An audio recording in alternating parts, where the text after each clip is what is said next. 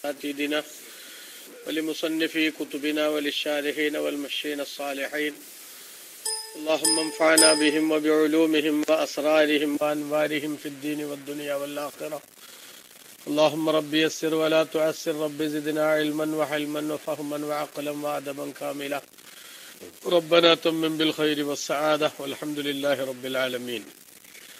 ബഹുമാനമുള്ള ഉസ്താദുമാരെ, പ്രിയപ്പെട്ട സഹോദരങ്ങളെ, KSM ഉസ്താദിന്റെ നല്ല ഹൃദയസ്പർക്കായ ഒരു ഉപദേശം നടന്നുകൊണ്ടിരിക്കുകയായിരുന്നു. പിന്നെ ഷെഡ്യൂൾ അനുസരിച്ച് 4:30 ക്ലാസ് തുടങ്ങണമല്ലോ എന്നുള്ള നിലക്ക് ഞാൻ വന്നതാണ്. സ്വർഗത്തിലെ കട്ടുറുമ്പ് ആകുമോയെന്ന് ചെറിയ പേടിയില്ലാതല്ല, എന്നാലും ഉസ്താദിന്റെ മറ്റ് സമയങ്ങളൊക്കെ കൂടുതലായിട്ട് റൂമിന് ഉപയോഗപ്പെടുത്തുന്ന ആളാണല്ലോ. അള്ളാഹു തആല ബർക്കത്ത് ചെയ്യുമാറാവട്ടെ. അപ്പൊ അതുകൊണ്ട് ഇൻഷാ അല്ലാഹ് നമ്മൾ ഇന്നലെ പറഞ്ഞു വന്ന വിഷയത്തിന്റെ ഒരു പൂർത്തീകരണം നടത്തുകയാണ്. ഇന്ന് സൂറത്തുൽ ബഖറയുടെ 109-ാമത്തെ ആയത്താണ് നാം നേരത്തെ പറഞ്ഞത്.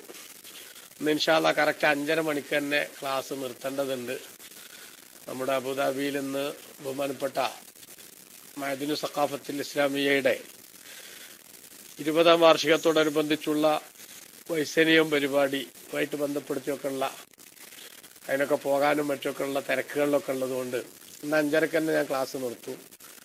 ബഹുമാനപ്പെട്ട നമ്മളെ ജാരങ്കണ്ടിയുടെ പുസ്തക വായന, പ്രവാസി വായനയും അതേപോലെ തന്നെ റിസാല, പ്രവാസി റിസാലയും ഒക്കെ വായിക്കാനുള്ള സമയം ലൈവ് വരുന്നത് വരെ ഉണ്ടാകും. ഇന്ന് ബഹുമാനപ്പെട്ട നമ്മുടെ VPA തങ്ങൾ ആട്ടീരി, പ്രഗത്ഭരായ പണ്ഡിതരും സയ്യിദും പ്രൗഢമായ പ്രഭാഷണത്തിന്റെ ഉടമയുമായ ആട്ടീരി തങ്ങൾ അവരുടെ ലൈവാണ് ഇന്ന് വരാനുള്ളത്.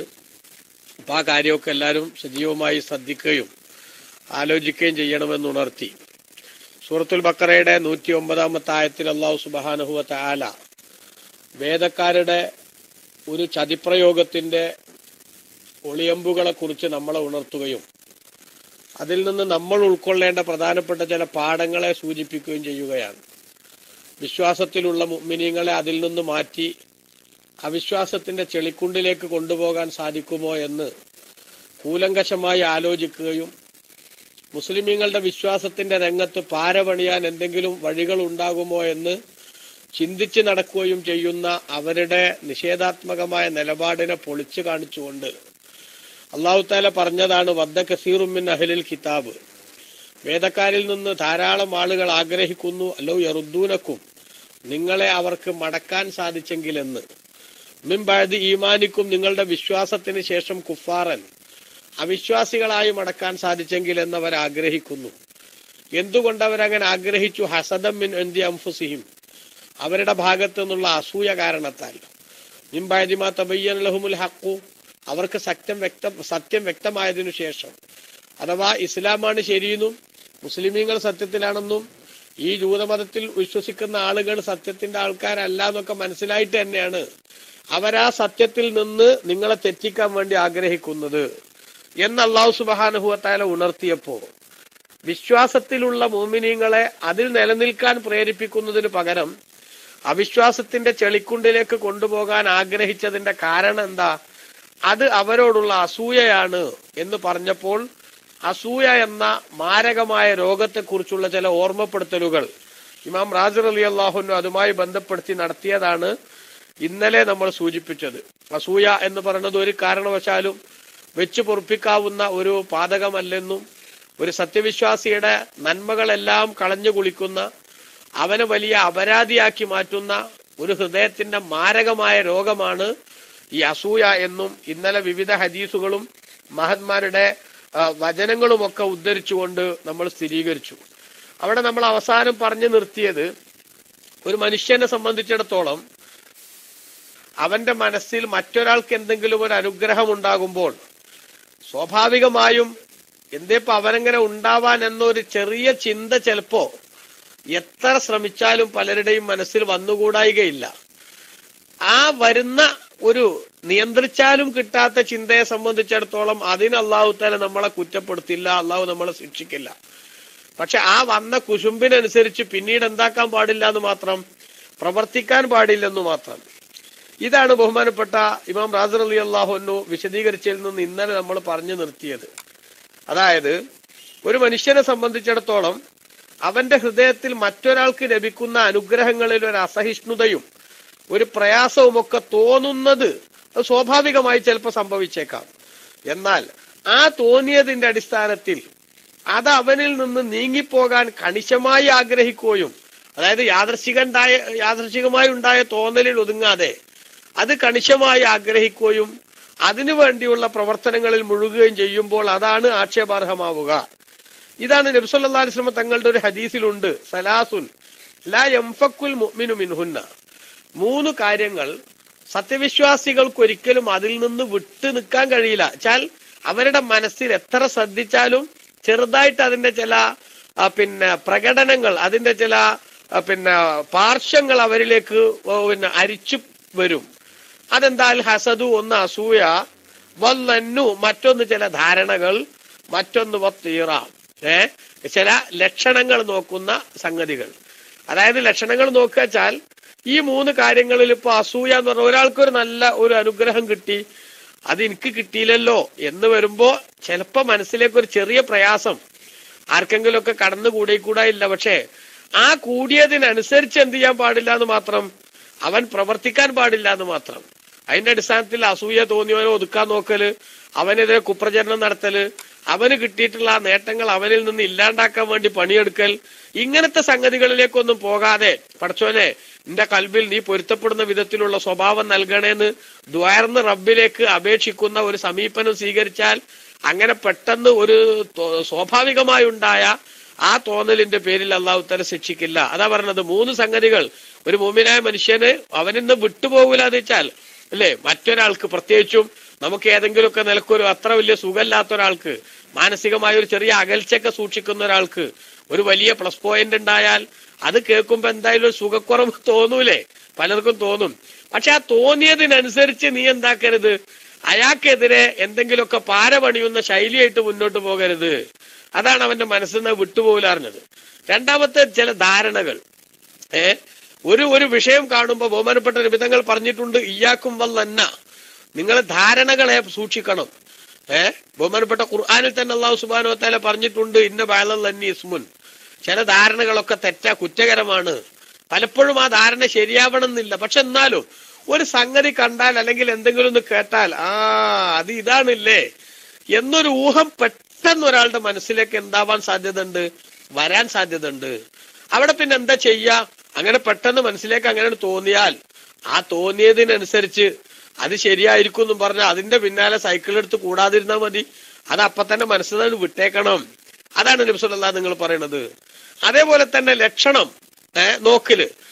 ഇപ്പോ പല ആൾക്കാരും ആ ലക്ഷണത്തിലൊന്നും വിശ്വാസം ഇല്ലെങ്കിൽ പോലും ഒരു വഴിക്കിടെ ഇറങ്ങി പെട്ടെന്നൊരു തടസ്സം വന്നു, ആ തടസ്സം വന്നിട്ട് പിന്നീട് എന്ത് ചെയ്തു, ആ സംഗതിക്ക് പോയി, അത് വിഷയം നടന്നില്ല. അപ്പൊ പല മുസ്ലിമീങ്ങളും പറഞ്ഞു, അതെനിക്ക് ഇറങ്ങിയപ്പോ തന്നെ ഒരു സുഖക്കുറവ് തോന്നിയിരുന്നു അല്ലേ, ഇറങ്ങിയപ്പോ തന്നെ എനിക്ക് എന്തുണ്ടായിരുന്നു, ഒരു ചെറിയ ഒരു അപലക്ഷണം ഫീൽ ചെയ്തിരുന്നു എന്നൊക്കെ ചിലർ പറയും. വാസ്തവത്തിൽ അങ്ങനൊന്നും ഇല്ല. എന്നാലും മനസ്സിലേക്ക് എന്ത് വരുന്ന്, ഇങ്ങനത്തെ ഒരു സംഗതി അരിച്ചു വരും.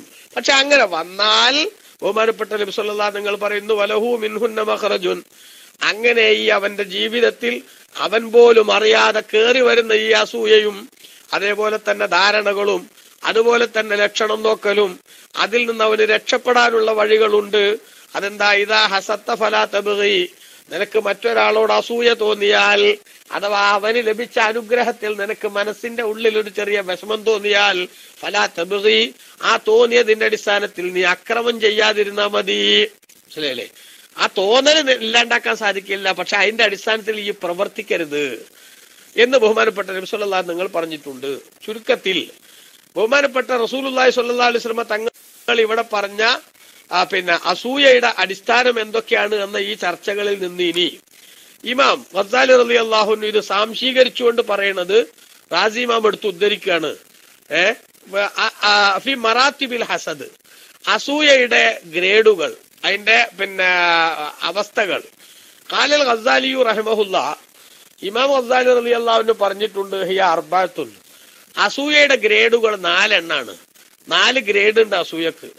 അല്ലൂല, ഒന്നാമത്തത് അയ്യുഹിബ്ബ സവാല തിൽക്കൻ നിഅമത്തി അൻഹു, ആർക്കാണോ ഒരു അനുഗ്രഹം ലഭിച്ചതെങ്കിൽ ആ അനുഗ്രഹം അവനിൽ നിന്ന് നീങ്ങിപ്പോകലിനെ ഇവൻ ഇഷ്ടപ്പെടുക.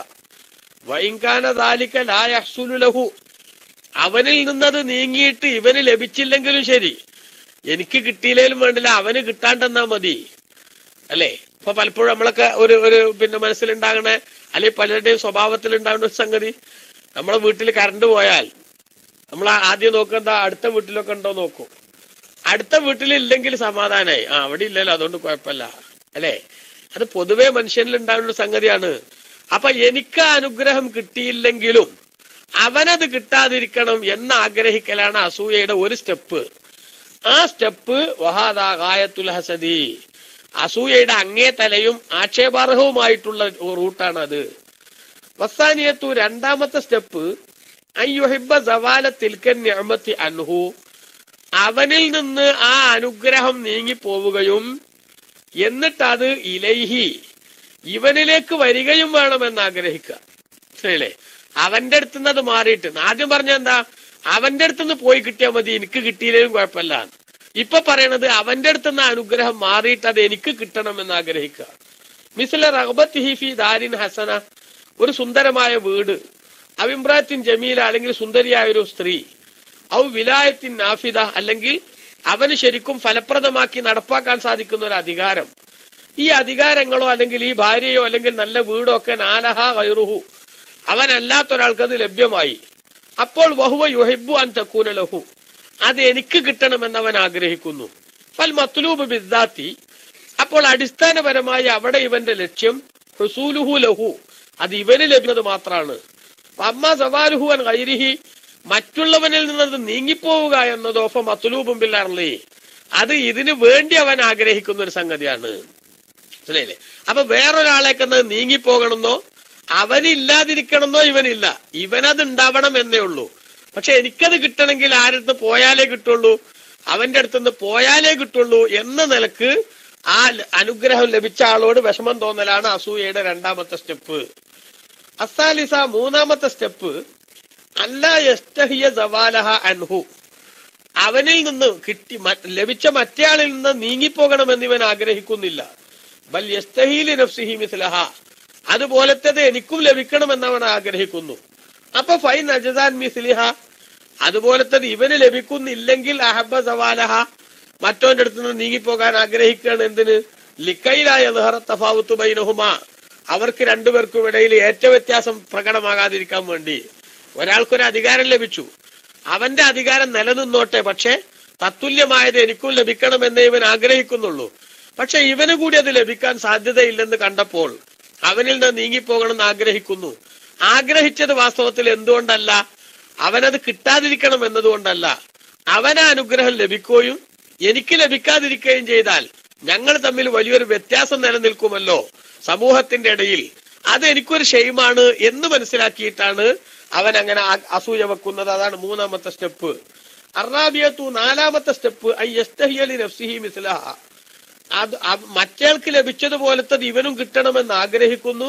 ഫൈലം യഹ്സുൽ, അവനിന് ലഭിക്കുന്നില്ലെങ്കിൽ തന്നെ ഫലാ യുഹിബ്ബു സവാലഹ, മറ്റേളുടേത് നീങ്ങിപ്പോകണമെന്ന് അവൻ ആഗ്രഹമൊന്നുമില്ല.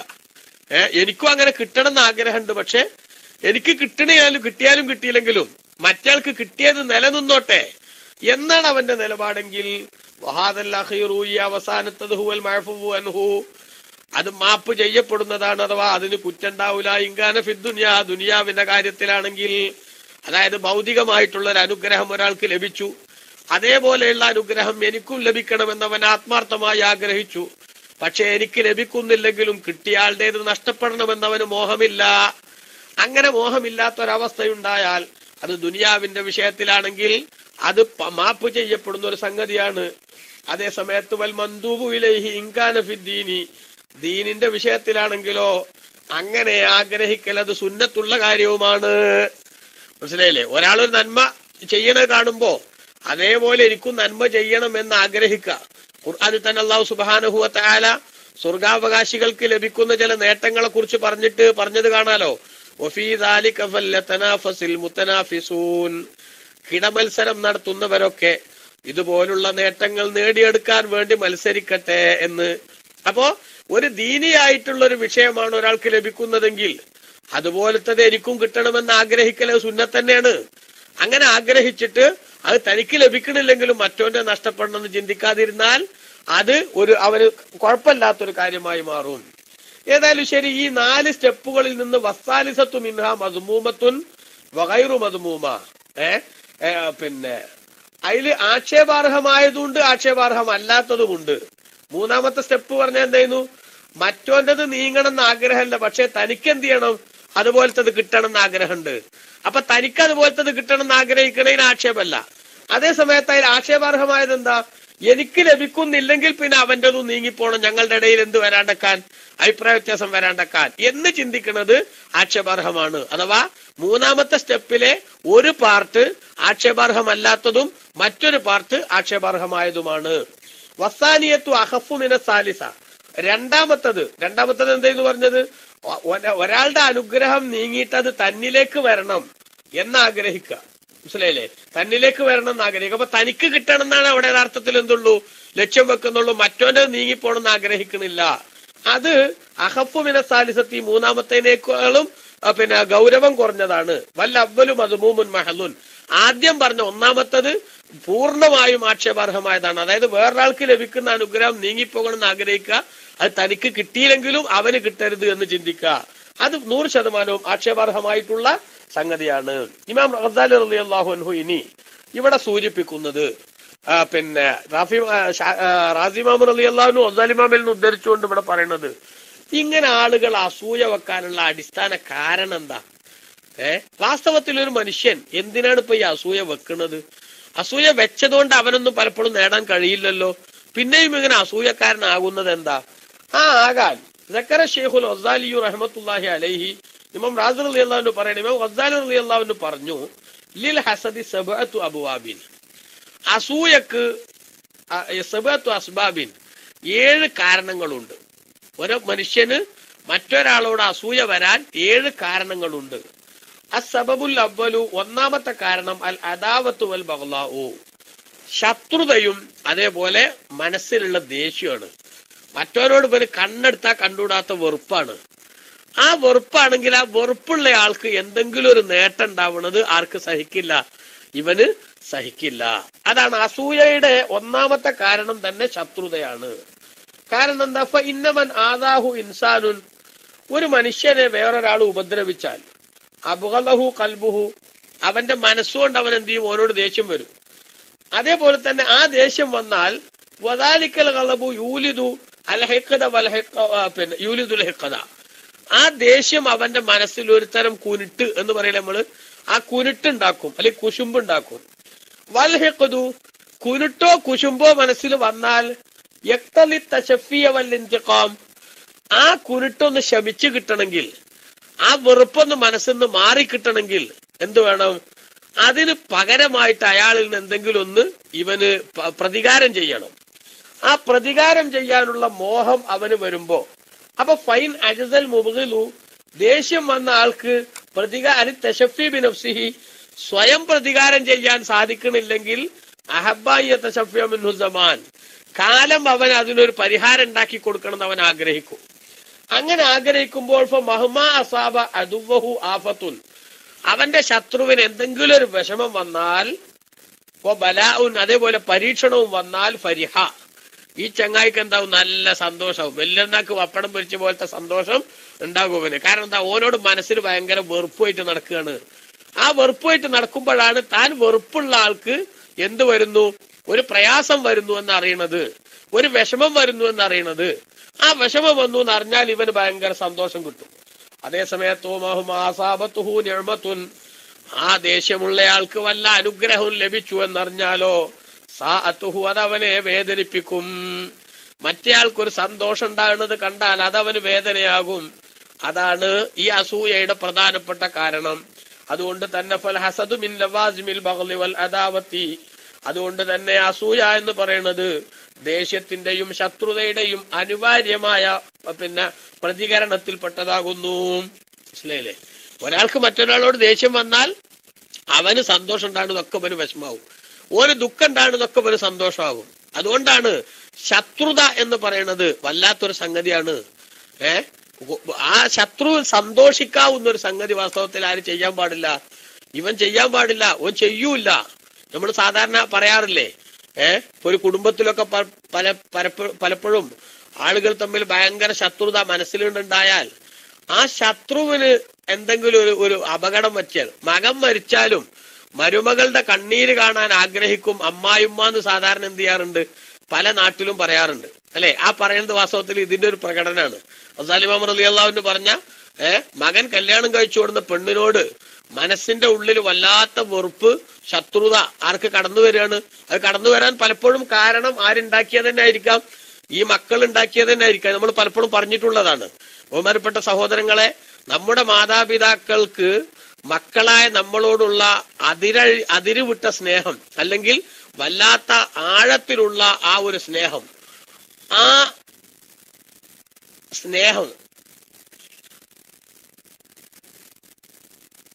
ഓക്കെ വളരെ സ്ഥലമൊക്കെ പിന്നെ ആ അതിരുവിട്ട സ്നേഹം, ആ സ്നേഹം മനസ്സിൽ പിന്നെ ഉണ്ടാകുമ്പോ മക്കൾ കല്യാണം കഴിച്ചു കൊണ്ടുവരുന്നതിനോടുകൂടെ എനിക്ക് ലഭിച്ചുകൊണ്ടിരുന്ന സ്നേഹം അവൻ അവന്റെ ഭാര്യക്ക് നൽകി എന്ന ആ ഒരു തോന്നലിൽ നിന്നാണ് പലപ്പോഴും അമ്മായിമ്മ പോരിന്റെയും മരുമകളുടെ ദേഷ്യത്തിന്റെയും തുടക്കം കുറിക്കുക. അതിന് പലപ്പോഴും ഈ മക്കൾ തന്നെ കാരണക്കാരായി വർത്തിക്കുകയും ചെയ്യും.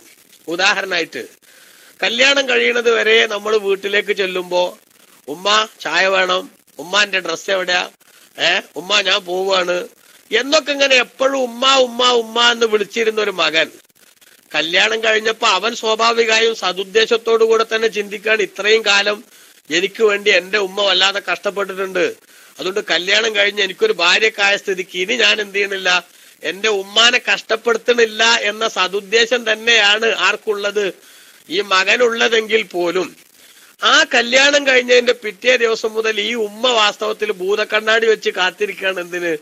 എന്റെ മകന്റെ പെരുമാറ്റത്തിലും സ്വഭാവത്തിലും വല്ല മാറ്റവും വരുന്നുണ്ടോ, ആ വന്നു കയറിയ ഭദ്രകാളി എന്റെ മകനെ വളച്ചെടുത്ത് എന്നിൽ നിന്ന് അകറ്റി കൊണ്ടുപോകുന്നുണ്ടോ.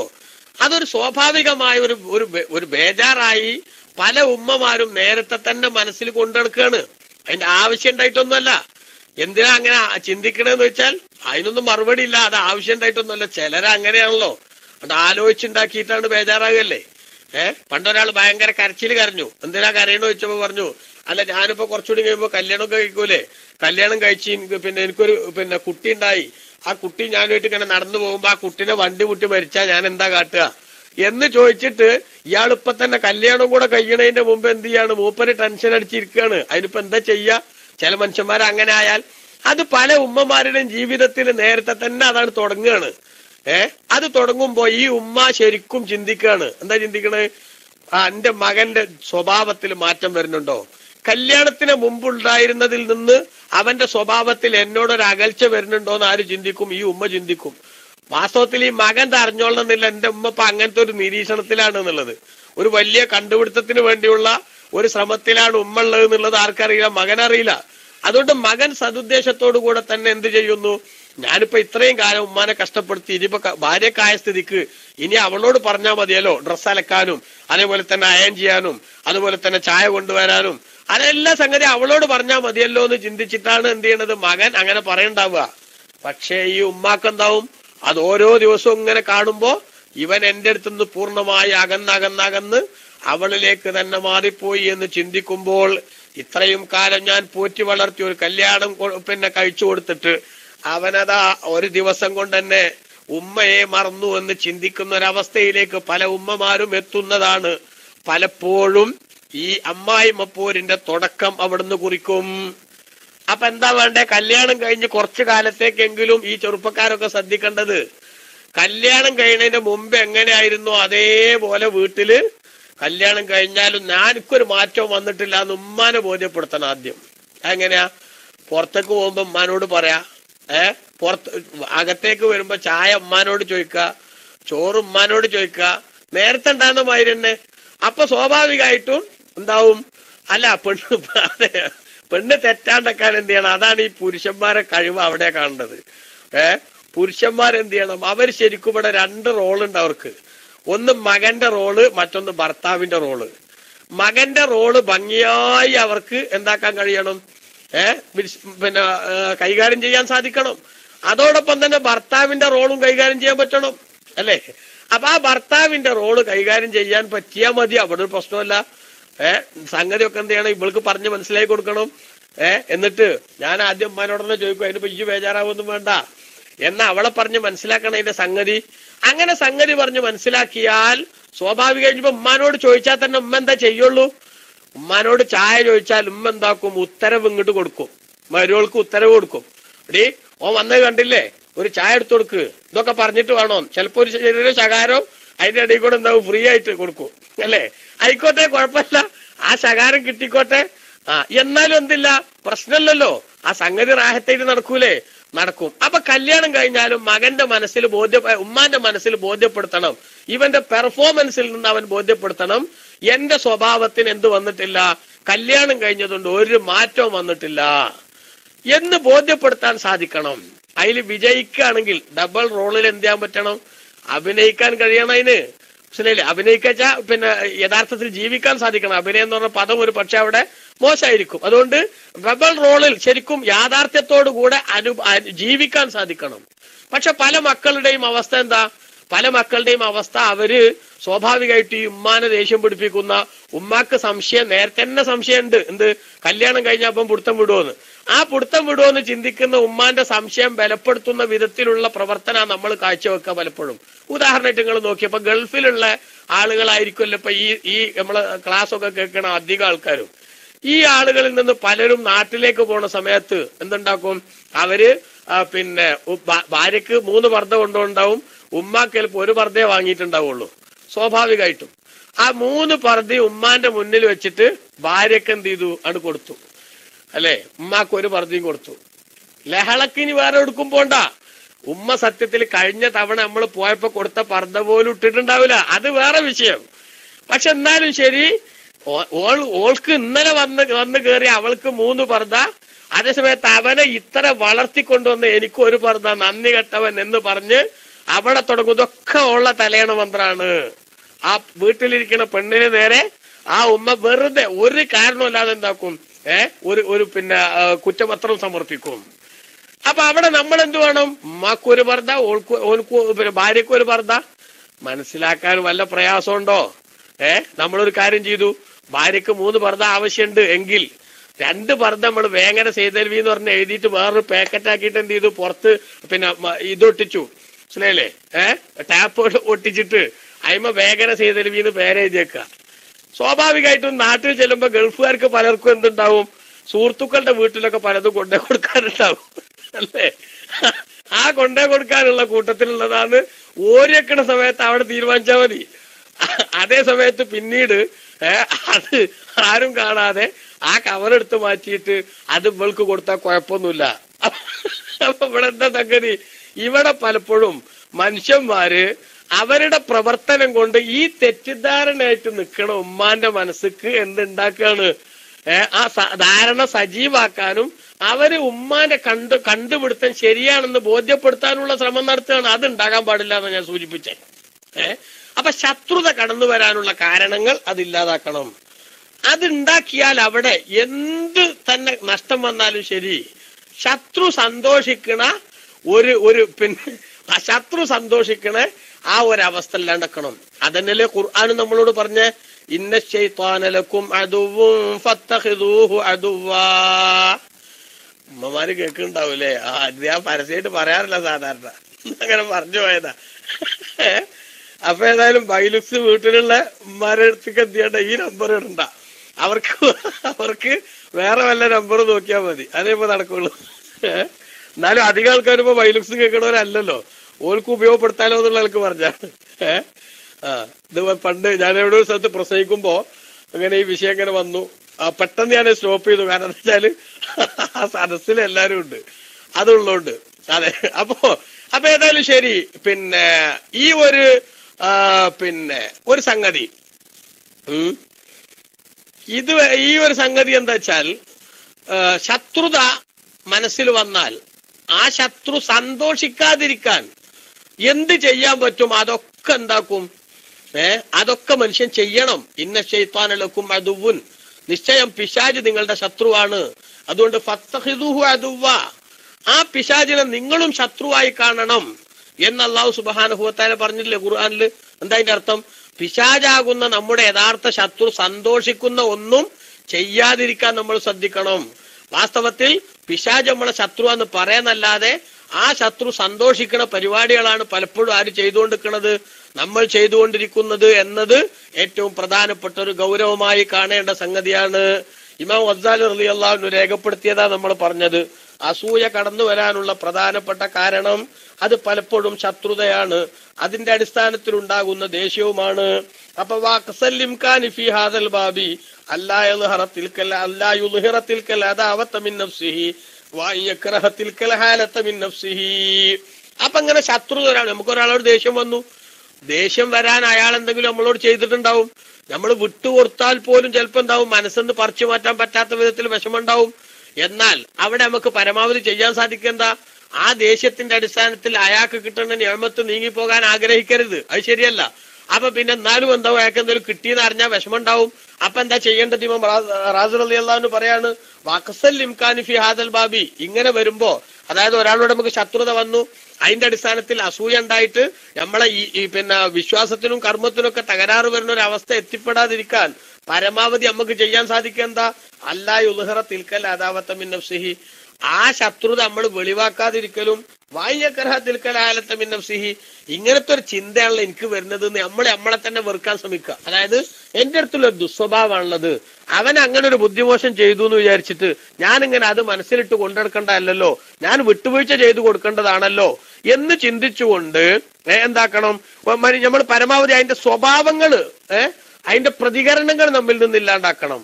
അതേ സമയത്തോ ഒരു മനുഷ്യൻ പിന്നെ ഒരാളോട് ദേഷ്യം വന്നു, ഇൻസാനൻ, ഒരു മനുഷ്യനോട് ഒരാൾക്ക് ദേഷ്യം വന്നു, എന്നിട്ട് തസ്തവി ഉണ്ടഹു മസറത്തുഹു മസാത്തുഹു, അവന്റെ സന്തോഷം അവന്റെ വിഷമൊക്കെ അവനെടുത്ത് സമായിട്ട് നിൽക്കുക എന്നുള്ളത് ഫഹാദ ഗൈറു മുംകിനിൻ, സാധാരണഗതിയിൽ അത് സാധ്യമല്ല. വലിയ അതിനു മാത്രം മനസ്സ് പാകപ്പെട്ട വിശാല മനസ്സുള്ള ചിലർക്ക് സാധിക്കുമായിരിക്കും, അല്ലാത്ത ആളുകൾക്ക് സാധിക്കൂല. അപ്പോ നമുക്ക് ഒരാളോട് ശത്രുത ഉണ്ടെങ്കിൽ അവനോട് നമുക്ക് ദേഷ്യം വന്നാൽ നമുക്ക് ശത്രുത വരും. ശത്രുത വന്നാൽ അവന് കിട്ടുന്ന സന്തോഷത്തിലൊക്കെ വിഷമം തോന്നും. പക്ഷെ തോന്നിയ വിഷമത്തിന്റെ അടിസ്ഥാനത്തിൽ എന്താക്കരുത് എന്ന് നമ്മൾ പ്രവർത്തിക്കരുത് എന്നതാണ് ഈ വിഷയത്തിൽ എന്ത് ചെയ്യേണ്ടത്, നമ്മൾ ശ്രദ്ധിക്കേണ്ടത്. എന്നാൽ ഈ ശത്രുതയുടെ അടിസ്ഥാനത്തിൽ മുസ്ലിമീങ്ങൾക്ക് ലഭിക്കുന്ന നേട്ടങ്ങളെ ഇല്ലായ്മ ചെയ്യാനുള്ള അസൂയ എന്ന് പറയുന്ന ആക്ഷേപാർഹമായ ശൈലി, അതാണ് വഹാദൻ മിനൽ ഹസദി ഹുവല്ലദീ വസഫല്ലാഹുൽ കുഫാറ ബിഹി. കാഫിരീങ്ങൾക്ക് മുസ്ലിമീങ്ങളോട് അസൂയയുണ്ട് എന്ന് അല്ലാഹു തആല പറഞ്ഞത് ഈ ഗണത്തിൽപ്പെട്ടതാണ്. അഥവാ മുഅ്മിനീങ്ങളോടുള്ള ശത്രുത കാരണത്താൽ അവർക്ക് ലഭിക്കുന്ന അനുഗ്രഹങ്ങൾ നീങ്ങിപ്പോകാനും അവരെ എങ്ങനെയെങ്കിലും നാശത്തിലെത്തിക്കാനും പരമാവധി പരിശ്രമിക്കുക എന്ന ശൈലിയാണ് സത്യനിഷേധികൾ സ്വീകരിക്കുക. അപ്പൊ ഒന്നാമത്തെ കാരണം ശത്രുതയാണ് അസൂയ വരാനുള്ള. രണ്ടാമത്തെ കാരണം അത്തഅസ്സുസ്, മറ്റുള്ളവരുടെ മുന്നിൽ അവനെ പോലെ എനിക്കും അല്ലെങ്കിൽ അവനേക്കാൾ മേലെയാകണം എന്ന ആ ഒരു ചിന്ത, ആഢ്യത്വം മനസ്സിൽ സ്വയം പ്രതിഷ്ഠിച്ചുകൊണ്ട് അത് നിലനിർത്താൻ വേണ്ടിയുള്ള ഒരു ചിന്ത ഒരാളുടെ മനസ്സിലുണ്ടാകുക. അതെങ്ങനെ? ഇന്ന വാഹിദൻ മിൻ അംസാലിഹി, തന്നെ പോലത്തെ ഒരാള് ഇതാനാല മൻസിബൻ ആലിയൻ, ഒരു ഉയർന്ന സ്ഥാനം കരസ്ഥമാക്കിയാൽ ആ സ്ഥാനം കരസ്ഥമാക്കുന്ന സമയത്ത് പിന്നെ തറഫ അലൈഹി, സ്വാഭാവികമായിട്ടും അയാൾ എന്താവും, ഇയാൾക്കെതിരെ ഉന്നതനാവും. അയാൾക്ക് വലിയ സ്ഥാനം കിട്ടിയാൽ അയാൾ ഇയാളെക്കാൾ ഉയർന്ന ആളാകും. എന്നാൽ വഹുവ ലാ യുംകിനുഹു തഹമ്മുലു ദാലിക, അത് സഹിക്കാൻ ആർക്ക് സാധിക്കില്ല, ഇവന് സാധിക്കില്ല. എനിക്കൊന്നും കിട്ടാത്ത ഒരു സംഗതി എങ്ങനെ അവന് കിട്ടുക എന്ന ചിന്ത അവന്റെ മനസ്സിൽ വരിക. അപ്പോൾ ഫയുരീദു, അവൻ ഉദ്ദേശിക്കും സവാല സാലിക്കൽ മൻസിബി അൻഹു, ആ സ്ഥാനം അയാളടുത്ത് നിന്ന് നീങ്ങിപ്പോകാൻ ആഗ്രഹിക്കും. വലൈസ മിൻ ഗർളിഹി അൻ യതകബ്ബറ ബൽ ഗർളുഹു അൻ യദ്ഫഅ കിബ്റുഹു ഫഇന്നഹു ഖദ് യർലാ ബിമുസാവാതിഹി വലാകിന്നഹു ലാ യർലാ ബിതറഫുഹി അലൈഹി. ഇവിടെ പോലും കിബിർ ഉണ്ടായതുകൊണ്ട് മാത്രമേ കൊള്ളുന്നൊന്നുമില്ല, മറിച്ച് ഇവനെ എന്നെക്കാൾ എന്താകാൻ പാടില്ല, ഉയരാൻ പാടില്ല എന്നുള്ള ചിന്തയെ പലപ്പോഴും ഉണ്ടാവുള്ളൂ. എന്റെ അതേപോലെ നിന്നാൽ മതി, എന്നെക്കാൾ എന്താകാൻ പാടില്ല, ഉയരാൻ പാടില്ല എന്ന ചിന്തയിൽ നിന്നാണ് അത് വരിക. അപ്പോ തന്നെക്കാൾ മികച്ചു മറ്റൊരാൾ വരരുത് എന്ന ചിന്തയിൽ നിന്നാണ് അസൂയ ഉണ്ടാകുന്നതിന്റെ മറ്റൊരു കാരണം. മൂന്നാമത്തെ കാരണം അയ്യകൂന ഫി തബിയത്തിഹി അൻ യസ്തഖ്ദിമ ഗൈറഹു, മറ്റൊരാൾ തനിക്ക് ഹിദ്മ ചെയ്യണം, തനിക്ക് വേണ്ട സംഗതികളൊക്കെ ചെയ്തു തരണം എന്ന് ചിലരുടെ പ്രകൃതിപരമായി തന്നെ അങ്ങനെ ഒരു ചിന്ത ഉണ്ടാകും. അപ്പോൾ ആ പ്രകൃതിപരമായി മറ്റാൾ എനിക്ക് കീഴ്പ്പെടണം എന്ന ചിന്ത വരുമ്പോ ഫയുരീദു സവാലൻ നിഅമത്തി മിൻ ദാലിക്കൽ ഗൈരി, മറ്റേ ആളിൽ നിന്ന് ആ അനുഗ്രഹം നീങ്ങിപ്പോകാൻ ഇവൻ ആഗ്രഹിക്കും. എന്തിന്? ലി യഖ്ദുറ അലാ ദാലിക്കൽ ഖർദി, ഈ ലക്ഷ്യം ഓന് നടപ്പാക്കാൻ വേണ്ടിയിട്ട്. മനസ്സിലായില്ലേ? ഈ ലക്ഷ്യം ഓന് നടപ്പാക്കാൻ വേണ്ടിയിട്ട്. അതെന്താ? ഒരു മനുഷ്യൻ അയാൾക്ക് ഇയാളെക്കാളും പവർ കൂടിയാൽ എന്താക്കാൻ പറ്റൂല, അയാളെ കൊണ്ട് വിചാരിച്ച പണികൾ നടക്കൂല. അപ്പൊ ഈ തൊഴിലാളി മുതലാളി തമ്മിലുള്ള ബന്ധത്തിലൊക്കെ ചിലപ്പോ എന്താവും, അങ്ങനത്തെ സംഗതികൾ വരും. പാവപ്പെട്ട ഒരാൾ വലിയ അയാള് കാശുകാരനായാൽ പിന്നെ എന്ത് ചെയ്യൂല, മുതലാളി പറഞ്ഞതൊക്കെ കേട്ട് നിൽക്കാൻ അയാളെ കിട്ടൂല. അപ്പൊ അങ്ങനെ വരുമ്പോ തൊഴിലാളിക്ക് എന്തെങ്കിലും ഒരു നേട്ടവും ഒരു പവറും കിട്ടണത് ചില മുതലാളിമാര് സഹിക്കില്ല. കാരണം എന്താ? അങ്ങനെ വരുമ്പോ ഞാൻ പറഞ്ഞ പോലെ ജോലി ചെയ്യാൻ ആരെ കിട്ടാണ്ട് വരുമല്ലോ, അവനെ കിട്ടാണ്ട് വരുമല്ലോ എന്ന് ചിന്തിക്കും. നിങ്ങൾ നോക്കിയ ഒമിൻ ഹാദൽ ബാബി, ഈ ഗണത്തിൽപ്പെട്ടതാണ് കാന ഹസദു അക്സരിൽ കുഫാരിൽ റസൂൽ സല്ലല്ലാഹു അലൈഹി വസല്ലം, അവിശ്വാസികളിൽ പലരും നബി സല്ലല്ലാഹു അലൈഹി വസല്ലം തങ്ങളോട് കാണിച്ചിരുന്ന അസൂയ ഈ ഗണത്തിൽപ്പെട്ടതാണ്. അതായത് ഇദ്ഖാലു, അവർ പറഞ്ഞ സമയം, കൈഫ യതഖദ്ദമു അലൈനാ ഗുലാമുൻ യതീമുൻ വകൈഫ നുതഅതിഉ ലഹു റൂസനാ, എങ്ങനെയാണ് ഒരു യതീമായ കുട്ടി ഞങ്ങളെക്കാൾ മുന്നിലെത്തുക, അതേപോലെ തന്നെ ഞങ്ങൾ എങ്ങനെയാണ് ആ യതീമായ കുട്ടിക്ക് മുന്നിൽ തലകുനിക്കുക എന്ന് ആയിരുന്നു അവരുടെ ചിന്തയുടെ പ്രധാനപ്പെട്ട ഭാഗം. മക്കത്തുനിന്ന് ഒരാൾക്ക് നുബുവത്ത് കൊടുക്കണമെന്ന് അള്ളാഹു തആലാക്ക് ഉണ്ടെങ്കിൽ അതിന് ഈ മുഹമ്മദ് നബീനെ എന്തിനു തെരഞ്ഞെടുത്തു? ഞങ്ങളെ പോലത്തെ കേമന്മാരൊക്കെ ഇവിടെ ഇല്ലേ എന്നവർ ചോദിച്ചത് അതിന്റെ ഭാഗമായിരുന്നു എന്ന് ബഹുമാനപ്പെട്ട ഖുർആനിൽ തന്നെ നമുക്ക് കാണാം.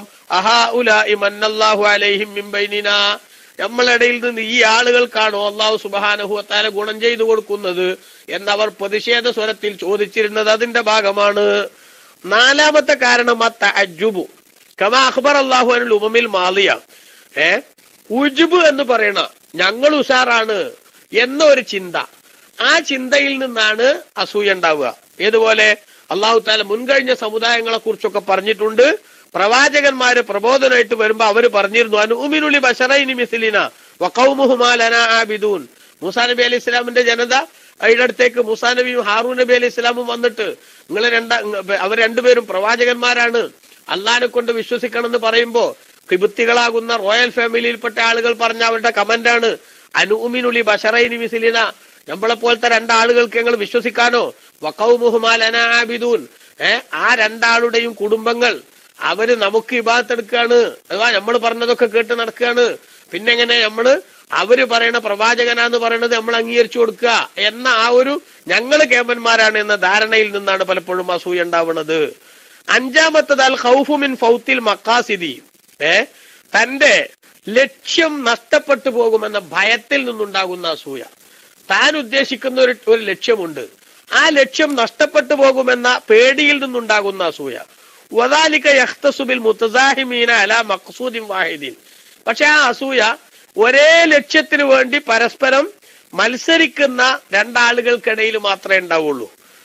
കാരണം എന്താ? ഫഇന്ന കുല്ല വാഹിദിൻ മിൻഹുമാ യഹ്സുദു സാഹിബഹു ഫീ കുല്ലി നിഅമത്തിൻ തകൂനു ഔനൻ ലഹു ഫിൽ ഇൻഫിറാദി ബിമഖ്സൂദിഹി, തന്റെ ലക്ഷ്യം എന്താണോ അത് നേടിയെടുക്കാൻ എനിക്ക് മാത്രമായിട്ട് ആ സംഗതി ഉണ്ടാകണം എന്ന് ചിന്തിക്കുന്നിടത്താണ് ആ അസൂയ വരിക. ഏതുപോലെ ഒമിൻ ഹാദൽ ബാബി, ഈ ഗണത്തിൽപ്പെട്ടതാണ് തഹാസുദുൽ നറാത്തി, ഒന്നിലധികം ഭാര്യമാരുണ്ടാകുമ്പോ ചക്കളത്തികൾ എന്ന് പറയും.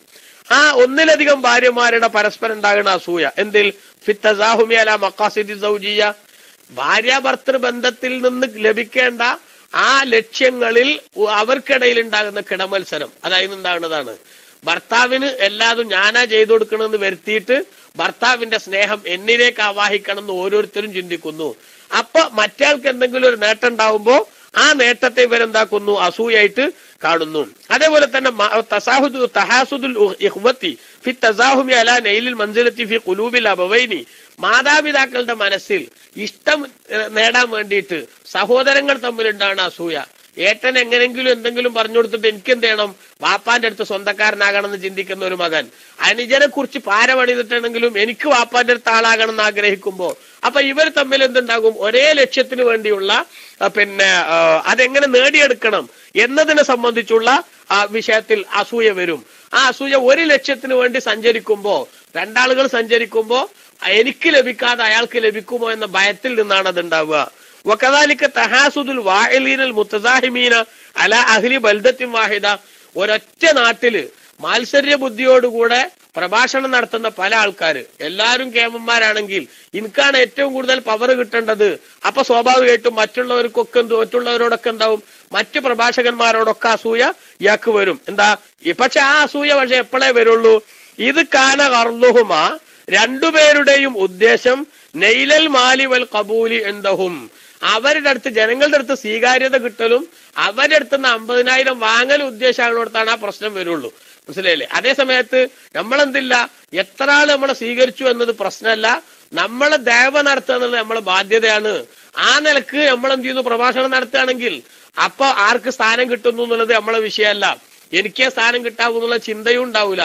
അവിടെയാണ് പല ആളുകളെയും നമ്മുടെ സംഘടനാ സംവിധാനത്തിന്റെയും തമ്മിലുള്ള വ്യത്യാസം നമുക്ക് തിരിച്ചറിയാൻ സാധിക്കുന്നത്, അല്ലേ? ഇവര് വന്ന് വേണമെന്ന് പറഞ്ഞാല് ഇവർക്ക് എന്തില്ല, ഇവർക്ക് അങ്ങനെ അവരുടെ സൗകര്യത്തെ കുറിച്ചുള്ള ആദിയില്ല, അതേപോലെ തന്നെ അവർക്ക് പണത്തിന്റെ വിഷയത്തിലുള്ള ഒരു കണിശതയില്ല. അങ്ങനെ വരുമ്പോ കുറെ ആളുകളുടെ മനസ്സ് ഇവരിലേക്ക് തിരിഞ്ഞാലോ, നമുക്ക് ഇങ്ങനെ ദിവസം ഫീസ് വെച്ചിട്ട് വാങ്ങണത് നഷ്ടപ്പെട്ടു പോകുമല്ലോ എന്ന് ചിന്തിക്കുന്ന ആളുകൾക്ക് എന്തുണ്ടാകും, അത് ചെയ്യാത്ത ആൾക്കാരോട് അസൂയ വരും. ആ അസൂയ വരുമ്പോ പിന്നെ അതിന്റെ പ്രകടനങ്ങളൊക്കെ പല വിധത്തിലുള്ള പ്രസ്താവനകളുമായിട്ട് പുറത്തു വരും. അത് അസൂയയിൽ നിന്ന് ഉണ്ടാകുന്നതാണ്. അത് ഇമാം റാസി റളിയല്ലാഹു അൻഹു വർഷങ്ങൾക്ക് മുമ്പ് ഗസാലി ഇമാമിന്റെ യഹ്യയിൽ നിന്ന് ധരിച്ചുകൊണ്ട് ഇവിടെ രേഖപ്പെടുത്തി വെക്കാണ്. ഇപ്പൊ ഈ അടുത്ത സമയത്ത് നമ്മൾ അതിന്റെയൊക്കെ ചില തെളിവുകളൊക്കെ കാണുന്നുണ്ട്. ഞാൻ എന്റെ വിശദീകരണങ്ങളിലേക്കൊന്നും പോണില്ല, നമുക്ക് എല്ലാവർക്കും അറിയാം. അതുകൊണ്ട് സത്യവിശ്വാസികൾ ഒരിക്കലും തന്നെ ആ വിധത്തിലുള്ള ഒരേ ലക്ഷ്യം നേടാൻ വേണ്ടി ഒരേ ലക്ഷ്യത്തിലേക്ക് സഞ്ചരിക്കുന്ന ആളുകൾ തമ്മിൽ എന്തുണ്ടാകാം, അസൂയകൾ ഉണ്ടാകാം. അതിന്റെ കാരണം അത് മറ്റേയാൾക്ക് കിട്ടിപ്പോകുമോ എന്ന ആ ഭയത്തിൽ നിന്നുണ്ടാകുന്നതാണ്. ആറാമത്തെ അസൂയയുടെ കാരണം ഹുബ്ബുർ റിയാസത്തി വ തലബുൽ ജാഹി മിൻ ഗൈരി തവസ്സുലിൻ ബിഹി ഇലാ മഖ്സൂദിഹി. ഒരു മനുഷ്യൻ അധികാരം ആഗ്രഹിക്കുക, അതേപോലെ തന്നെ സ്വയം ആളുകളൊക്കെ തന്നെ ബഹുമാനിക്കണം, എനിക്ക് വലിയ സ്ഥാനം ഉണ്ടാകണം എന്ന് ആഗ്രഹിക്കുക. ആ ആഗ്രഹിക്കുമ്പോ ലക്ഷ്യത്തിലേക്ക് എത്തുന്നതിന് മുമ്പ് ആ ആഗ്രഹത്തിന് വേണ്ടി അതേപോലത്തെ ഒരു അവസ്ഥയിലുള്ള ആള് വരാണ്ടക്കാൻ അവൻ ആഗ്രഹിക്കും. അപ്പൊ അതിനെന്താ വേണ്ടി വരിക? വദാലിക കർറജുലില്ലദീ യുരീദു അൻ യകൂന അദീമൻ നളീർ ഫീ ഫന്നിൻ മിനൽ ഫുനൂൻ. ഏതെങ്കിലും ഒരു മേഖലയിൽ എനിക്ക് തുല്യത ഉള്ള ആരും ഉണ്ടാകാൻ പാടില്ല, അതിൽ ഏറ്റവും മികച്ചവൻ ഞാനാകണം എന്നൊരാൾ തീരുമാനിക്കുന്നു. അങ്ങനെ തീരുമാനിച്ചാൽ ഫഇന്നഹു ലൗ സമിഅ ബി നളീരിൻ ലഹു ഫീ അഖ്സൽ ആലമി, ലോകത്തിന്റെ ഏതെങ്കിലും ഒരു ഭാഗത്ത് അയാൾക്ക് തുല്യമായ ആ രംഗത്ത് പവറുള്ള ഒരാളുണ്ടെന്ന് കേട്ടാൽ സാഹുദാലിക്ക, അത് ഇവന് വിഷമാകും. വാഹബമൂത്തഹു, ആ ചങ്ങയൊന്ന് മരിച്ചു കിട്ടിയെങ്കിലും ഇവൻ ആഗ്രഹിക്കുകയും ചെയ്യും. കാരണം എന്താ, ഓനുണ്ടായാൽ എന്റെ ഉദ്ദേശം നടക്കൂല. ഇപ്പൊ ഒരു വിഷയത്തിൽ ഞാൻ മാത്രാണെന്ത് സ്പെഷ്യലൈസ് ചെയ്ത് ആ വിഷയത്തിൽ ഉന്നതമായ അവസ്ഥയിൽ നിൽക്കുന്നത് ഞാൻ മാത്രാണ്. അപ്പൊ അയാൾക്കും അതേ പവർ ഉണ്ടെന്ന് കേൾക്കുന്നു എന്നറിഞ്ഞാൽ ഈ പവർ എനിക്ക് മാത്രം കിട്ടണമെങ്കിൽ, ഈ സ്ഥാനം എനിക്ക് കിട്ടണമെങ്കിൽ ആരില്ലാണ്ടാവണം, അയാൾ ഇല്ലാണ്ടാവണം എന്നാഗ്രഹിക്കുമ്പോ അതിൽ നിന്നുണ്ടാകുന്ന ഒരു അസൂയ. ആ അസൂയയാണ് അടുത്ത ഘടകം. അത് പലതിലും ഉണ്ടാകാം, വിജ്ഞാനത്തിന്റെ വിഷയത്തിലുണ്ടാകാം, അതേപോലെ തന്നെ മറ്റ് സ്വാധീനങ്ങളുടെ വിഷയത്തിലുണ്ടാകാം, പ്രശസ്തിയുടെ വിഷയത്തിലുണ്ടാകാം, അതേപോലെ തന്നെ പെർഫോമൻസിന്റെ വിഷയത്തിലുണ്ടാകാം. അദ്ദേഹത്തിന്റെ അടുത്തേക്ക് അദ്ദേഹം നമ്മളെപ്പോലെ ആയാൽ, അല്ലെങ്കിൽ നമ്മൾ ഇടപെടുന്ന മേഖലകളിലേക്ക് അദ്ദേഹം വന്നാൽ അദ്ദേഹം എന്തായി പോകും, ഉന്നതനായി പോകും, അവിടെ നമുക്ക് മെജോറിറ്റി കുറഞ്ഞു പോകും എന്ന ചിന്തയിൽ നിന്ന് ചിലപ്പോഴൊക്കെ ഉണ്ടാകുന്ന കുശുമ്പ് അതെന്തിന്റെ ഭാഗമാണ്? ഈ പറഞ്ഞ ഗണത്തിലെ അസൂയയുടെ ഭാഗമാണ്.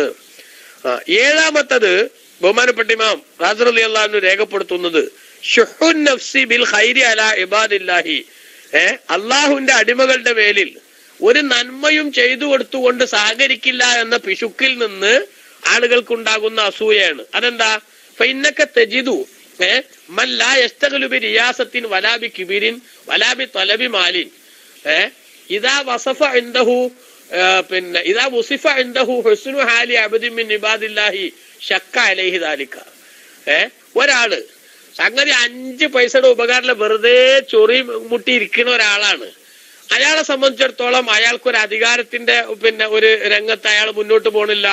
അതേപോലെ തന്നെ അദ്ദേഹത്തിന് സാമ്പത്തികമായിട്ടുള്ള സംഗതിയിലൊന്നും ഒരു ഇതുമില്ല. അങ്ങനെ ഒരു സംഗതി ഇല്ല, ആക്ടിവിറ്റീസ് ഒന്നുമില്ല. പക്ഷെ അങ്ങനെ ഇരിക്കുന്ന ആൾക്ക് തന്നെ എന്താ പറയുക, വേറൊരാള് ആ നിലക്കൊക്കെ ഉഷാറുള്ള ഒരാളുണ്ട്, അയാൾ എല്ലാ രംഗത്തും ഉഷാറാണെന്ന് കേൾക്കുമ്പോ ആ കേൾക്കുന്ന സമയത്ത് ഇവനൊരു വിഷമാവുക. എന്താ പോനങ്ങനെ ആകാന്, എന്താ പോനങ്ങനെ ആകാന് എന്നൊരു വിഷമാവുക. അങ്ങനെ വിഷമായിട്ട് അവർക്കുണ്ടാകുന്ന സന്തോഷങ്ങൾ കാണുമ്പോഴൊക്കെ, അതേപോലെ തന്നെ അവർക്ക് ലഭിക്കുന്ന പവറുകൾ കേൾക്കുമ്പോഴൊക്കെ ഇയാൾക്ക് വെറുതെ വിഷമം വരുന്നത്. അത് അസൂയയുടെ അടുത്ത ഘട്ടമാണ് ഇമാം റാസി റളിയല്ലാഹു അൻഹു രേഖപ്പെടുത്തുന്നു. ഇത് ഒരിക്കലും തന്നെ ഒരു മനുഷ്യന്റെ ജീവിതത്തിൽ ഉണ്ടാകാൻ പാടില്ലാത്തതാണ്. അതുകൊണ്ട് ഈ സ്വഭാവം, അതായത് എനിക്കെന്തും കൊടുക്കാനും കഴിയൂല, ആർക്കും ഞാനൊന്നും ചെയ്യൂല, പക്ഷെ ചെയ്യുന്ന ആളുകളെ കുറിച്ച് കേൾക്കുമ്പോ എനിക്ക് എന്തുവാണ്, വിഷമമാണ്. ഇപ്പൊ നമ്മുടെ നാട്ടിലൊക്കെ അങ്ങനത്തെ നമ്മൾ കാണല്ലേ, ബഹുമാനപ്പെട്ട AP ഉസ്താദിന്റെ ഒക്കെ പ്രവർത്തനങ്ങൾ വിലയിരുത്തുമ്പോ പല ഭൗതിക നേതാക്കന്മാരും പലരും പറയും എന്ത്, വളരെ ശക്തമായിട്ടുള്ള ഒരു അവസ്ഥ, ആ അവസ്ഥ നിലനിന്ന് മുന്നോട്ട് പോകുമ്പോ അതിശക്തമായിട്ടുള്ള പ്രവർത്തനങ്ങളായിട്ട് മുന്നോട്ട് പോയതിന്റെ പേരിൽ ആളുകളൊക്കെ ഇങ്ങനെ പുകഴ്ത്തി പറയുമ്പോ അവിടേക്കൊന്നും എത്താൻ പറ്റാത്ത, എന്നാ പണിയെടുത്തിട്ടും കാര്യമല്ല, അവിടേക്ക് എത്താൻ എനിക്ക് സാധിക്കൂല. അങ്ങനത്തെ ആളുകളുടെ മനസ്സിൽ സ്വാഭാവികമായിട്ടും വരുന്ന എന്തുണ്ട്, ഒരു കുശുമ്പ് നമ്മൾ കേൾക്കാറില്ലേ, അതിന്റെ അടിസ്ഥാനത്തിൽ ചില സംഗതികൾ ഉണ്ടാവാറില്ലേ, അതൊക്കെ അസൂയയുടെ അടുത്ത ഘട്ടത്തിൽപ്പെടുന്നതാണെന്ന് ഇമാം റാസി റളിയല്ലാഹു അൻഹു രേഖപ്പെടുത്തുന്നു.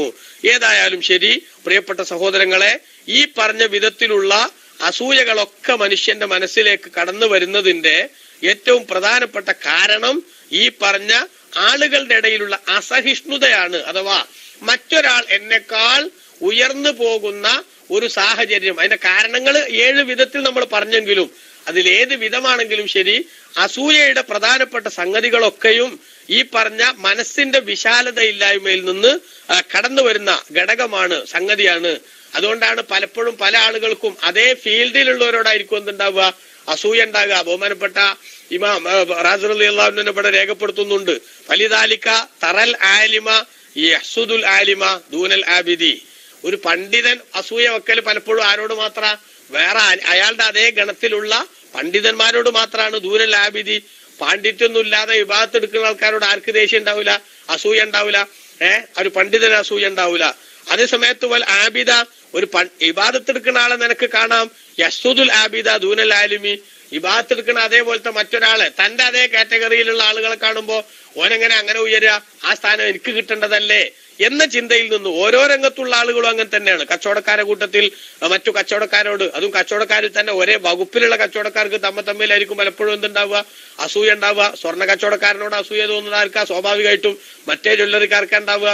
അതേ സമയത്ത് അവിടുത്തെ പച്ചക്കറി കച്ചവടക്കാരന് എന്തുണ്ടാവില്ല, സ്വർണ്ണ കച്ചവടക്കാരന് ദേഷ്യോട് അസൂയ തോന്നൂല. ആ സമയത്ത് പച്ചക്കറി കച്ചവടക്കാരനോട് അസൂയ വെക്കുന്നത് അടുത്ത പച്ചക്കറി കച്ചവടക്കാരനായിരിക്കും. ഈ വിധത്തിൽ ഓരോ മേഖലയിലുള്ള ആളുകൾ തമ്മിലാണ് എന്തുണ്ടാവുന്നത്, അസൂയകൾ എന്ന് പറയുന്ന ആ സംഭവം കടന്നു വരുന്നത്. അപ്പൊ ആ ഒരു അവസ്ഥ നമ്മൾ മനസ്സിലാക്കിയാൽ സ്വാഭാവികമായും നമ്മൾ ചിന്തിക്കേണ്ടത് എന്താണ്, ഇത് നീങ്ങിപ്പോണം, ഈ സ്വഭാവം നിലനിർത്തി പോകാൻ പാടില്ല. ഇത്തരമൊരു ശൈലി ജനങ്ങളുടെ മനസ്സിൽ അങ്ങനെ ഉണ്ടായിക്കൂടാ, അത് നീക്കിക്കളയണം, അതില്ലാണ്ടാക്കണം. അതില്ലാണ്ടാക്കാൻ എന്താ വേണ്ടത്, അതാണ് ഇനി അടുത്ത ചർച്ച. 7 കാരണത്താൽ അസൂയ നമ്മുടെ മനസ്സിലേക്ക് കടന്നു വരുമെങ്കിൽ ഏറ്റവും കൂടുതൽ നമ്മൾ മനസ്സിലാക്കേണ്ടത് ഫിദ്ദവാഇൽ മുസീലിൽ ഹസദി, ഈ അസൂയ മനസ്സിൽ നിന്ന് നീക്കിക്കളയാനുള്ള ചികിത്സ എന്താ, അതിനുള്ള മരുന്നെന്താ, ആ മരുന്നിനെ കുറിച്ചുള്ള ചർച്ചയാണ്. നമ്മളിപ്പോ പ്രോബ്ലംസ് മനസ്സിലാക്കി, ഇനി ആ പ്രോബ്ലംസിനുള്ള പരിഹാരം, ആ പരിഹാരം എന്താന്നും കൂടെ പറഞ്ഞാൽ ഈ വിഷയം പൂർണ്ണമായി. നമ്മളെല്ലാവരും അതാണ് കാര്യമായിട്ട് ചിന്തിക്കേണ്ടത്. ശരിക്കും നമ്മളെ തന്നെ നമ്മൾ പറഞ്ഞ് വിശ്വസിപ്പിക്കേണ്ട ചില ഘടകങ്ങൾ ഈ വിഷയത്തിലുണ്ട്. അതുണ്ടായാൽ, അതിൽ നമ്മൾ വിജയിച്ചാൽ ഒരിക്കലും തന്നെ അസൂയ എന്ന് പറയുന്ന ദോഷത്തിന്റെ ഫലമായിട്ട് അപകടത്തിൽ ചെന്നു പെടാതിരിക്കാൻ നമുക്ക് വല്ലാത്തൊരു സഹായം അതുകൊണ്ടുണ്ടാകും. അതുകൊണ്ട് ഇമാം റാസി റളിയല്ലാഹു അൻഹു പറയുന്നു, അൽ മസ്അലത്തു സാദിസത്തു ഫിദ്ദവാഇൽ മുസീലിൽ ഹസദി, അസൂയയെ നീക്കിക്കളയാനുള്ള മരുന്ന്, അതിനെ കുറിച്ചുള്ള ചർച്ചയാണ്. വഹുവ അംറാനി, 2 കാര്യം വേണം, 2 മരുന്ന് വേണം അതിന്. ഒന്ന് അൽ ഇൽമു, ഒന്ന് അറിവാണ്, വൽ അമലു, മറ്റൊന്ന് പ്രവർത്തനാണ്. എന്ത് പ്രവർത്തനം, എന്തറിവ് എന്നുള്ളതിൽ പറയും. അമ്മൽ ഇൽമു, അറിവ്, എന്തെങ്കിലും അറിവുണ്ടായ അസൂയ നീങ്ങൂല. കാരണം അറിവുള്ളവർക്കാണ് ഇപ്പൊ അസൂയ ഉണ്ടാകുന്നതെന്ന് പലപ്പോഴും നമ്മൾ പറഞ്ഞില്ലേ. അപ്പൊ അറിവെന്താ, ഫഫീഹി മഖാമാനി ഇജ്മാലിയുൻ തഫ്സീലിയുൻ, അതിൽ 2 പാർട്ടുണ്ട്. ഒന്ന് പൊതുവായി മനസ്സിലാക്കേണ്ടതും ഒന്ന് വിശദീകരിച്ച് മനസ്സിലാക്കേണ്ടതും.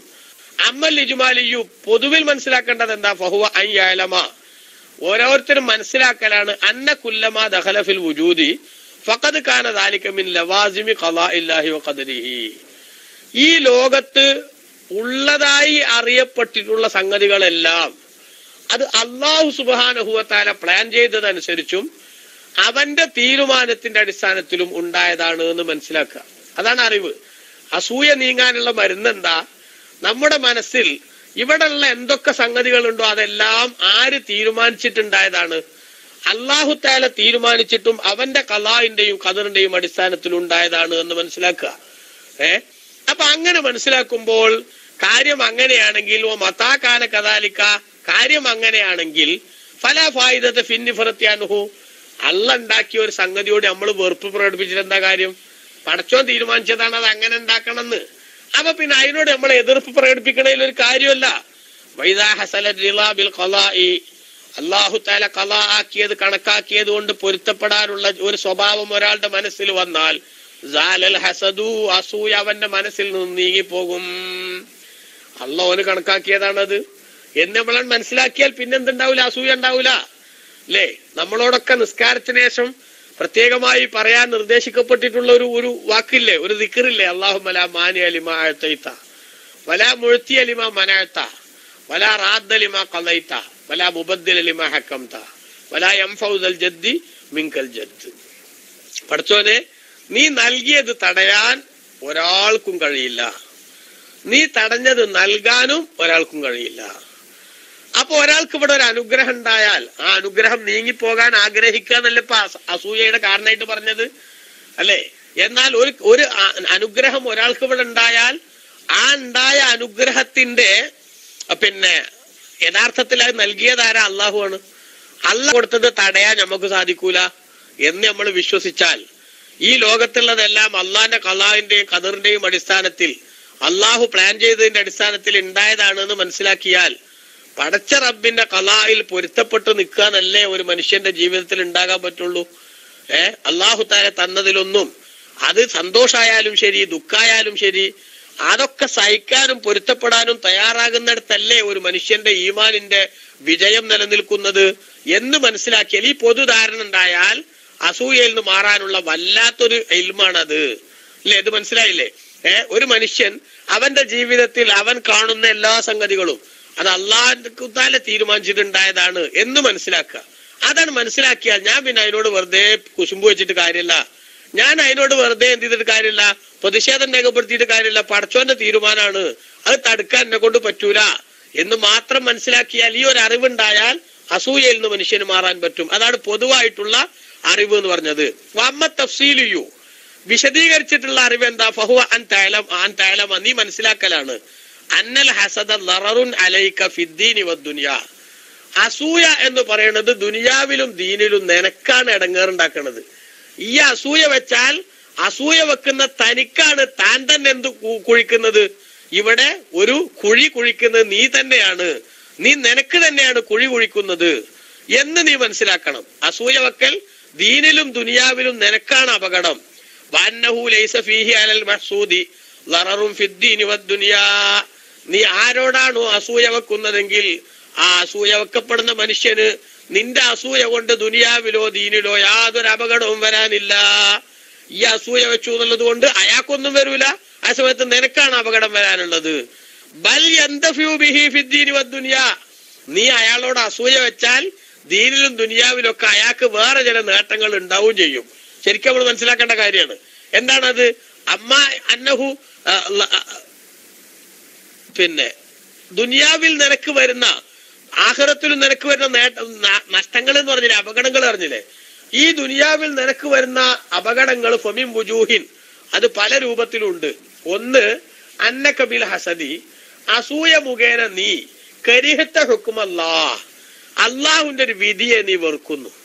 ഇവിടെ അയാൾക്കൊരു അനുഗ്രഹം കൊടുക്കാൻ പടച്ചോൻ തീരുമാനിച്ചതാണ്, ആ തീരുമാനത്തെ നീ വെറുക്കാണ് വാസ്തവത്തിൽ അസൂയയിലൂടെ നീ ചെയ്യുന്നത്. ഗൗരവല്ലേ? കരിഹത്ത ഹുക്കുമല്ലാഹ്, അള്ളാഹുവിന്റെ വിധിയെ നീ വെറുക്കുന്നു. വനാസഅതഹു, അള്ളാഹിനോട് നീ തർക്കിക്കാൻ പോകുന്നു. ഫി ഖിസ്മത്തിഹില്ലത്തി ഖസമഹാ ലിഇബാദിഹി, അള്ളാഹുവിന്റെ അടിമകൾക്ക് അള്ളാഹു തആല ഓഹരി ചെയ്തു കൊടുത്ത ആ ഓഹരിയിൽ പടച്ചോന്റെ ഓഹരി ശരിയായിട്ടില്ല. പണ്ട് ദുൽഖുവൈസറത്തു തമീമി റസൂലുള്ളാഹി സ്വല്ലല്ലാഹു അലൈഹി തങ്ങളോട് ഏതില്ല മുഹമ്മദ് എന്ന് പറഞ്ഞ മാതിരി പടച്ചോനെ ഈ ചെയ്ത പണി ശരിയായിട്ടില്ല പടച്ചോനാണെങ്കിലും എന്ന് പറയുന്ന ഒരു ശൈലി അതിൽ കടന്നു വരുന്നുണ്ട്. പിന്നെ അതേപോലെ തന്നെ വഹാദിഹി ജിനായത്തുൻ, ഇത് അക്രമമാണ്. അള്ളാഹുവിന്റെ വിധിയോട് നീ തർക്കിക്കലും അള്ളാഹുവിന്റെ വിധിയെ നീ വെറുക്കലും ഒക്കെ അതൊരു തരം അക്രമമാണ്. എന്തിൽ നോക്കുമ്പോൾ അല ഹദഖത്തി തൗഹീദ്, തൗഹീദിന്റെ ആ ഒരു ശരിയായിട്ടുള്ള അവസ്ഥ വെച്ച് നോക്കുമ്പോ ഇത് നീ കാണിക്കുന്ന ഏറ്റവും വലിയൊരു അക്രമമാണ്. അതേപോലെ തന്നെ ഖദാഫി ഐനിൽ ഈമാൻ, ഈമാനിന്റെ കണ്ണിൽ നീ ഇടുന്നൊരു കരടാണത്. മനസ്സിലായില്ലേ? ഈമാനിന്റെ കണ്ണിൽ നീ ഇടുന്നൊരു കരടാണത്. അതുകൊണ്ട് നിന്റെ വിശ്വാസത്തിന് നീ പുഴുക്കുത്തേൽപ്പിക്കുക എന്നതാണ് നീ അസൂയ വെക്കുമ്പോൾ നിനക്ക് വരാൻ പോകുന്ന അപകടം. അതാണ് ഒന്നാമത്തെ കാര്യം.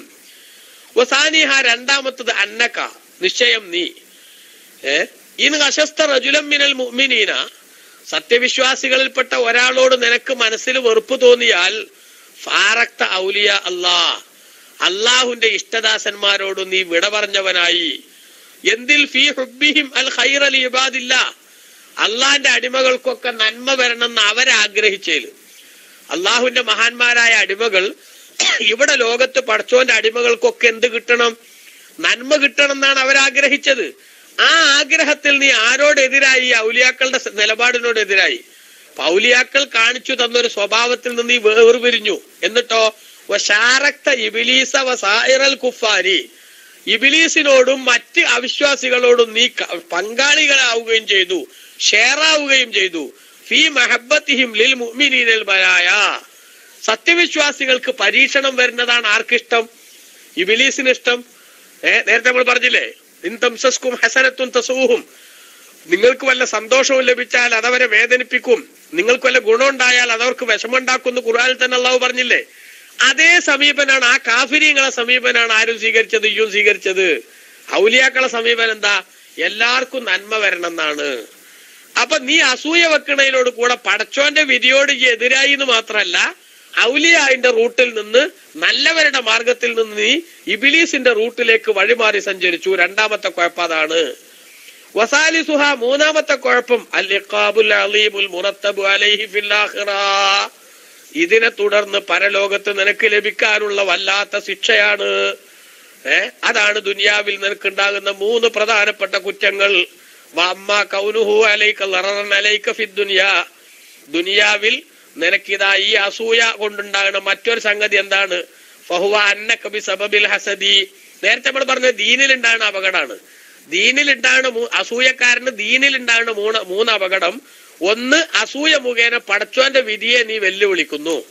രണ്ടാമത്തത്, അള്ളാഹുവിന്റെ ഇഷ്ടദാസന്മാരായ ഔലിയാക്കളുടെ സ്വഭാവത്തിൽ നിന്ന് തെന്നിമാറി ഇബിലീസിന്റെയും അതേപോലെ അവിശ്വാസികളുടെയും മാർഗത്തിലേക്ക് നീ ചെന്നുപെടുന്നു. മൂന്നാമത്തത്, നീ ഇതിന്റെ പേരിൽ പരലോകത്ത് വമ്പിച്ച ശിക്ഷ ഏറ്റുവാങ്ങേണ്ടി വരുന്നു. ഇനി നിങ്ങൾ നോക്കൂ, ദുനിയാവിൽ അതുകൊണ്ടുണ്ടാകുന്ന അപകടം എന്താ? അത് ബഹുമാനപ്പെട്ട റാസി ഇമാം റളിയല്ലാഹു അൻഹു പറയാണ്, അത് ഫഹുവ അന്നക ബിസബബിൽ ഹസദി, അസൂയ കാരണത്താൽ ലാ തസൂലു തകൂനു ഫിൽ ഗമ്മി, നീ എപ്പോഴും ടെൻഷനിലാകും. വൽ കമദി, സങ്കടത്തിലും ആകും. വഅദാഉക, അതേ സമയത്ത് നിന്റെ ശത്രുക്കളോ ലാ യുഖല്ലിഹിമുല്ലാഹു മിൻ അൻവാഇൻ നിഅമി, അല്ലാഹു സുബ്ഹാനഹു വ തആല അവർക്ക് നിഅമത്തിന്റെ അനുഗ്രഹത്തിന്റെ പല വഴികളും ഇങ്ങനെ നൽകിക്കൊണ്ടേയിരിക്കും. നിന്റെ ശത്രുവാണല്ലോ നീ അസൂയ വെക്കണ ആള്. ആ അസൂയ വെക്കണ ശത്രുക്കൾക്ക് അല്ലാഹു തആല അവന്റെ മഹത്തായ അളവറ്റ അനുഗ്രഹങ്ങൾ പലതും ഇങ്ങനെ നൽകും. ആ അനുഗ്രഹങ്ങൾ ഓരോന്ന് ലഭിക്കുമ്പോഴും ഫലാ തസാലു തതഅദ്ദബു ബികുല്ലി നിഅമത്തിൻ തറാഹാ, ആ അടിമകളിൽ നീ കാണുന്ന ഓരോ നിഅമത്തിന്റെ പേരിലും നീ സ്വയം ശിക്ഷ ഏറ്റുവാങ്ങുന്നവനാകും. വതതഅല്ലമു ബികുല്ലി ബലിയത്തിൻ, എല്ലാ പരീക്ഷണങ്ങൾ വരുമ്പോഴും തൻസരിഫു അൻഹും, അവരെ തൊട്ട് തിരിഞ്ഞു പോകുന്ന, അവർക്കൊരു പരീക്ഷണം വരുന്നു ഈ കണക്കൂട്ടി, പക്ഷെ ആ പരീക്ഷണം അവർക്ക് വന്നില്ല. അവരൊരു കുടുക്കിലാകപ്പെടുന്നു ഈ ചിന്തിച്ചു, പക്ഷെ ആ കുടുക്കിൽ അവർ പെട്ടില്ല. അല്ലെ, ഒരു കേസ് ഉണ്ടാക്കി, ആ കേസ് ഉണ്ടാക്കിയപ്പോ അതിലെന്താവും, എന്തായാലും അകത്ത് പോകുമെന്ന് വിചാരിച്ചു, പക്ഷെ അതൊന്ന് പുഷ്പം പോലെ ഊരിപ്പോന്നു. അപ്പൊ ഇതിന്റെ പേരിൽ അവര് ജയിലിൽ പോണത് കണ്ടിട്ട് ആശ്വസിക്കാനും ആഘോഷിക്കാനും കാത്തു നിന്ന ശത്രുവിന്റെ മനസ്സിലതാ അതിന്റെ പേരിലും ബേജാറ് വരികയാണ്. അസൂയക്കാരനുണ്ടാണ് ദുന്യാവിലുള്ള വലിയ അപകടം. നിന്റെ ശത്രുക്കൾക്കുണ്ടാണ് ഓരോ സന്തോഷവും നിനക്കെന്തായിട്ട് മാറും? നീ സ്വയം ഏറ്റുവാങ്ങുന്ന ശിക്ഷയായിട്ട് മാറും.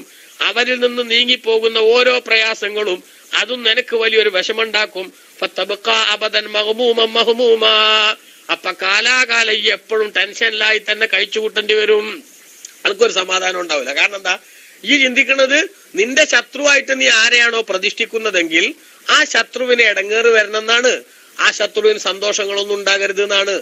ആ ശത്രുവിന് സന്തോഷങ്ങൾ വരുമ്പോ നിനക്ക് വിഷമം കൂടും. ആ ശത്രുവിന് എന്തെങ്കിലും ഒരു ബുദ്ധിമുട്ടിൽ പെടുന്നു ഈ വിചാരിച്ച് നടക്കാണ്ട് പോയാൽ അപ്പോഴും നിനക്ക് എന്ത് കൂടും? വിഷമം കൂടും. അതുകൊണ്ട് ദുനിയാവിൽ നീ എന്താവുകയാണ്? ദുനിയാവിലും നീ വല്ലാത്ത വിഷമത്തിലും പ്രയാസത്തിലും ആയിത്തീരുകയാണ്. ഒരു കാര്യമില്ലാതെ ഈ എന്താവുകയാണ്? ഈ വിഷമം ഇങ്ങനെ സ്വയം തലയിലേറ്റി നടക്കുകയാണ്. വഴിയെ പോണ വയ്യാവേലി എന്ന് പറഞ്ഞ മാതിരത്തെ ഒരവസ്ഥയിലേക്ക് ആരെത്തിപ്പെടും? നീ എത്തിപ്പെടും. അപ്പോ അങ്ങനെ വരുമ്പോ പ്രിയപ്പെട്ട സഹോദര, നീ ചിന്തിക്കേണ്ടതാ ഫഖദ് ഹസലലക, അപ്പൊ നിനക്ക് ലഭിച്ചു. മാ അറത്ത ഹുസൂലഹൂലി അഹദായിക, നിന്റെ ശത്രുക്കൾക്ക് ലഭിക്കണം എന്ന് ഈ ആഗ്രഹിച്ചത്. നിന്റെ ശത്രുക്കൾക്ക് കഷ്ടപ്പാടുണ്ടാകണമെന്നും അസ്വസ്ഥത ഉണ്ടാകണമെന്നും ഈ ആഗ്രഹിച്ചത്. നിനക്ക് സ്വസ്ഥതയും സമാധാനവും സന്തോഷവും ഉണ്ടാകണമെന്നുമാണ് നീ ആഗ്രഹിച്ചത്. പക്ഷെ നിന്റെ ശത്രുക്കൾക്ക് സന്തോഷവും സ്വസ്ഥതയും ഉണ്ടായി, നിനക്ക് അസ്വസ്ഥതയും അതേപോലെ തന്നെ ടെൻഷനും വിഷമവും ബാക്കിയായി. അപ്പൊ ശത്രുവിന് ഉണ്ടാകണം എന്ന് ആഗ്രഹിച്ചത് നിനക്കുണ്ടായി, നിനക്കുണ്ടാകണം എന്ന് ആഗ്രഹിച്ച ശത്രുവിനും ഉണ്ടായി. അപ്പൊ അങ്ങനെ വരുമ്പോ ഫഖദ് കുന്ത തുരീദുൽ മെഹനത്തലി അദുവിക, നിന്റെ ശത്രുവിന് പരീക്ഷണം വരണം എന്ന് ആഗ്രഹിച്ചു. ഫസഅയ്ത ഫി തഹ്സീലിൽ മെഹനത്തലി നഫ്സിക, എന്നിട്ട് സ്വയം ആ പരീക്ഷണങ്ങള് നിനക്കെന്നെ വരാൻ വേണ്ട പണി എടുക്കുകയും ചെയ്തു. സങ്കടത്തിന് അരിച്ചു കൊടുത്തിട്ട് മഹാസങ്കടം പാസായി അറിഞ്ഞ അവസ്ഥയിലേക്ക് നീ എത്തി. എന്നിട്ടോ ഇതുവ തീർന്നില്ല. സുമ്മ ഇന്ന ദാലിക്കൽ ഗമ്മ ഇദസ്തൗല അലൈക, ഈ ടെൻഷൻ നിനക്കാണ് കൂടി വന്നാൽ അമ്രള ബദനക, നിന്റെ ശരീരത്തിന് രോഗം വരുത്താനും അത് മതി. വസാല സിഹതൻക, നിന്നെ തൊട്ടുള്ള ആരോഗ്യം നീങ്ങിപ്പോകാനും അത് മതി. വൗഖഅക വസാവിസി, ഒരുപാട് ദുശ്ചിന്തകളിൽ നിന്നെ ചെന്നുപെടുത്താനും അത് മതി. വനഖസലൈക ലദ്ദത്തൽ മത്അമി വൽ മശ്റബി, ഭക്ഷണത്തിന്റെയും വെള്ളത്തിന്റെയും ഒക്കെ രസം നിന്നിൽ നിന്ന് നീങ്ങിപ്പോകാനും അത് മതി. ഭക്ഷണം കഴിച്ചിട്ട് നിനക്കൊരു ടെൻഷൻ, ഒരു രുചിയും കിട്ടണില്ല, വെള്ളത്തിന് ചായക്കൊന്നും ഒരു ടേസ്റ്റും കിട്ടണില്ല. കാരണം എന്താ? നിന്റെ മനസ്സ് നിറയെ മറ്റോനോടുള്ള അസൂയ ഇങ്ങനെ മൂത്ത് വരികയാണ്. പക്ഷെ ഈ എത്ര അസൂയ വെച്ചിട്ടും റബ്ബറ് താഴേക്കിട്ട പോലെ നീ ഇടുന്നതിന്റെ ശക്തിക്കനുസരിച്ച് അത് മുകളിലേക്ക് പൊങ്ങുന്നത് പോലെ അദ്ദേഹത്തിന് എന്ത് കൂടി വരികയാണ്? പവറും മഹത്വവും കൂടി വരികയാണ്. അങ്ങനെ വരുമ്പോൾ നിന്റെ ദുനിയാവിലും തന്നെ നീ നാശത്തിലേക്ക് എത്തിപ്പെടുകയാണ്. നിന്റെ സ്വസ്ഥത തകരുകയാണ്, നിന്റെ ആരോഗ്യം ക്ഷയിക്കുകയാണ്, നിനക്ക് ഭക്ഷണത്തോട് വിരക്തി വരികയാണ്. അതേപോലെ തന്നെ ജീവിതത്തിന്റെ സന്തോഷങ്ങളൊക്കെ മറഞ്ഞു പോവുകയാണ്. നിന്റെ ശത്രുവിനുണ്ടാകുന്ന ഓരോ സന്തോഷവും നിന്റെ തലയിൽ ലഭിക്കുന്ന ഏറ്റവും വലിയ അടിയായി നിനക്ക് അനുഭവപ്പെടുകയാണ്. നിന്റെ ശത്രുവിൽ നിന്ന് നീങ്ങിപ്പോകുന്ന ഓരോ വിഷമങ്ങളും നിന്റെ ജീവിതത്തിലേക്ക് കടന്നു വരുന്ന ദുരന്തങ്ങളായി നിനക്ക് തോന്നുകയാണ്. അങ്ങനെ വരുമ്പോ ഈ സ്വയമായിട്ട് ഒരു വല്ലാത്തൊരു കുഴി കുഴിച്ച് ആ കുഴിയിലേക്ക് നീ സ്വയം ചാവാനുള്ള പരിപാടി തയ്യാറാക്കിയ കണ്ടീഷനാണ് വരുന്നത്. ഇതാണ് ആ വിഷയത്തിലെ പ്രധാനപ്പെട്ട സംഗതി. അതോടൊപ്പമോ അമ്മാന്നഹു ലാലറൽ മഹ്സൂദി ഫീ ദീനിയോ ദുനിയാഹു, ഈ ഇങ്ങനെ അസൂയ വെച്ചുകൊണ്ട് നിന്റെ ശത്രുവായ ആ അസൂയ വെക്കപ്പെട്ട മനുഷ്യൻ അയാൾക്കുള്ള ദീനിലോ ദുനിയാവിലോ ഒരു ബുദ്ധിമുട്ടുമില്ല എന്നത് വാലിഹുൻ, അത് വ്യക്തമാണ്. കാരണം എന്താ? ലഅന്ന നിഅമത ലാ തസൂലു അൻഹു ബിഅസദിക, ഈ അസൂയ വെച്ചു എന്നതുകൊണ്ട് ഒരിക്കലും തന്നെ നീ അസൂയ വെച്ചു എന്നതുകൊണ്ട് ഒരിക്കലും എന്ത് ചെയ്യൂല? അദ്ദേഹത്തിൽ നിന്ന് അദ്ദേഹത്തിന്റെ നിയമത്ത് നീങ്ങിപ്പോകൂല. ശരിയല്ലേ? ഒരാളോട് അസൂയ വെച്ചാൽ ആ അസൂയ വെച്ചത് കൊണ്ട് എന്ത് ചെയ്യൂല? അയാളുടെ നിയമത്ത് നീങ്ങിപ്പോകൂല. ബൽ മാ ഖദ്ദറഹുല്ലാഹു, അയാൾക്ക് അല്ലാഹു തആല കണക്കാക്കിയത് മിൻ ഇഖ്ബാലിൻ, അല്ലാഹു സുബ്ഹാനഹു തആല കണക്കാക്കിയിട്ടുള്ള ഏത് അനുഗ്രഹമാണെങ്കിലും അത് അയാളിലേക്ക് വന്നുകൊണ്ടേയിരിക്കും. അതേ സമയത്തോ വായ്യദൂബൈലാജലും ഖദ്ദറഹുല്ല, അള്ളാഹു കണക്കാക്കി അതേ അവധി വരാതെ അങ്ങനെ നിലനിൽക്കുകയും ചെയ്യും. അതുകൊണ്ട് അയാൾക്കൊരു പ്രയാസമല്ല. അതേ സമയത്ത് നീ അയാൾക്ക് അസൂയയോടുകൂടെ പ്രവർത്തിക്കുന്ന സമയത്തൊക്കെ മറ്റൊരു സംഗതി ഇവിടെ ഉണ്ടാവണം കൂടെ ഉണ്ട്. അതെന്താ? ആ സംഗതി എന്താണ്? അയാളോട് നീ അസൂയ വെക്കണ കാലത്തോളം നീ അയാൾക്കെതിരെ പലതും പറഞ്ഞെടുക്കും. അങ്ങനെ പലതും പറഞ്ഞെടുക്കുമ്പോ അയാളറിയാതെ നിന്റെ അക്കൗണ്ടിൽ നിന്നുള്ള നന്മകൾ എന്താവും ചെയ്യും? അയാളുടെ അക്കൗണ്ടിലേക്ക് വന്നു ചേരുകയും ചെയ്യും. ശരിയല്ലേ? അയാളുടെ അക്കൗണ്ടിലേക്ക് അയാളറിയാതെ നിന്റെ നിന്റെ നന്മകൾ അയാളുടെ അക്കൗണ്ടിലേക്ക് ചെന്നു ചേരും.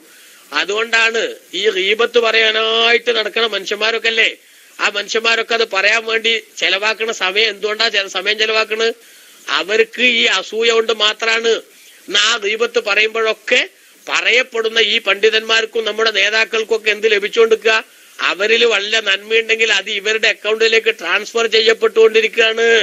അതുകൊണ്ട് അസൂയക്കാരന് ദുനിയാവിലും ദീനിലും ഒക്കെ നഷ്ടയുള്ളൂ. അതേസമയത്ത് അസൂയ വെക്കപ്പെടുന്ന ആൾക്കോ അദ്ദേഹത്തിന് യാതൊരു പ്രയാസവും ദീനിലുമില്ല ദുനിയാവിലുമില്ല.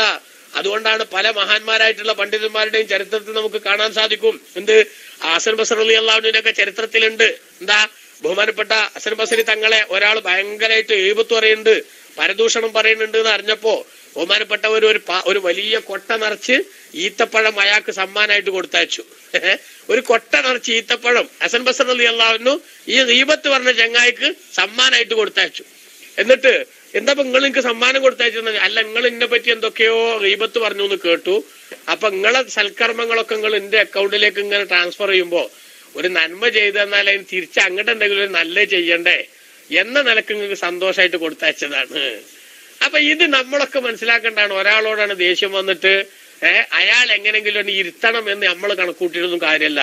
അള്ളാഹു സുബ്ഹാനഹു വ തആല ഇരുത്താൻ തീരുമാനിച്ചിട്ടില്ലെങ്കിൽ, അള്ളാഹു തആല ഉയർത്താൻ തീരുമാനിച്ചിട്ടുണ്ടെങ്കിൽ അവരെ തളർത്താൻ ഈ ലോകത്ത് ഒരൊറ്റ ശക്തിക്കും സാധ്യമല്ല.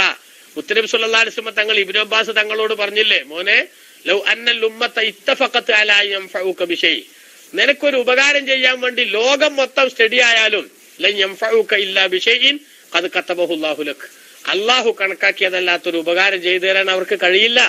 ഇനി നേരെ തിരിച്ച് ലോകം മുഴുവനും നിനക്കൊരു ഉപദ്രവം ചെയ്യാൻ വേണ്ടി തീരുമാനിച്ചാൽ അള്ളാഹു കണക്കാക്കിയിട്ടില്ലെങ്കിൽ ആ ഒരു ഉപദ്രവം ചെയ്തിട്ട് നിന്റെ ഒരു രോമത്തിന് പോറലേൽപ്പിക്കാൻ അവർക്ക് സാധിക്കില്ല. അത് വളരെ സത്യമായിട്ടുള്ള ഒരു കാര്യമാണ്. അതുകൊണ്ട് അസൂയ നമ്മുടെ മനസ്സിൽ നിന്ന് നീങ്ങിപ്പോകണമെങ്കിൽ ഒറ്റ സംഗതിയെ വേണ്ടുള്ളൂ.